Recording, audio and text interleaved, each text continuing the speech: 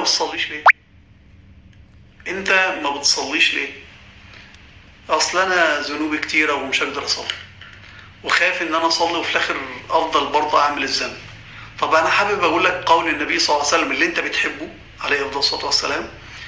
النبي صلى الله عليه وسلم قال: ما من عبد تحضره صلاه مكتوبه فيحسن وضوءها وركوعها وخشوعها الا حطت عنه خطاياه ما لم يخشى كبيرا. يعني النبي صلى الله عليه وسلم قال لك: لو انت عندك ذنوب كتيره تعالى صلي، لو انت مش بر بوالديك تعالى صلي، لو انت محتاج مسألة تعالى صلي، لو انت محتاج مسألة من الله عز وجل تعالى صلي، لو انت محتاج ربنا يبارك لك في رزقك تعالى صلي، لو انت عايز حياتك تعيش فيها مرتاح تعالى صلي، لو انت عايز زوجة صالحة تعالى صلي، لو انت عايز ابن صالح تعالى صلي، لو انت عايز اهل صالحين تعالى صلي، لو انت عايز جيران صالحين تعالى صلي، لو انت عايز متاع الدنيا تعالى صلي، لو انت عايز متاع الآخرة تعالى صلي، عايز يغفر لك ذنوبك تعالى صلي. فالصلاة ربنا حط لك كل حاجة في الصلاة.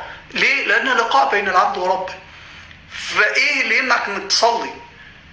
إيه اللي يمنعك إنك تصلي؟ مفيش أي سبب يمنع إنك تصلي غير إنك تصلي. للأمانة يعني مفيش أي سبب في الدنيا دي حتى مهما كبرت ذنوبك يمنع انك تصلي غير انك تصلي. فيا ريت يا شباب قصه نغمه ان انا مش هصلي عشان بعمل ذنوب وما التزمش في الصلاه دي تلغيها، لانها مش موجوده. تمام؟ لان لازم تصلي. كلنا مذنبين وكلنا مخطئين وكلنا بنحاول ان احنا نصلي، كلنا نحاول ان احنا نخشع في الصلاه، فكلنا بنحاول. فتعال حاول معانا، حاول مع كل المسلمين. ليه يعني انت تنعزل عن المسلمين؟ ليه؟ عشان كمان لان الصلاه هي عمود الاسلام، ومن أقام الصلاة فقد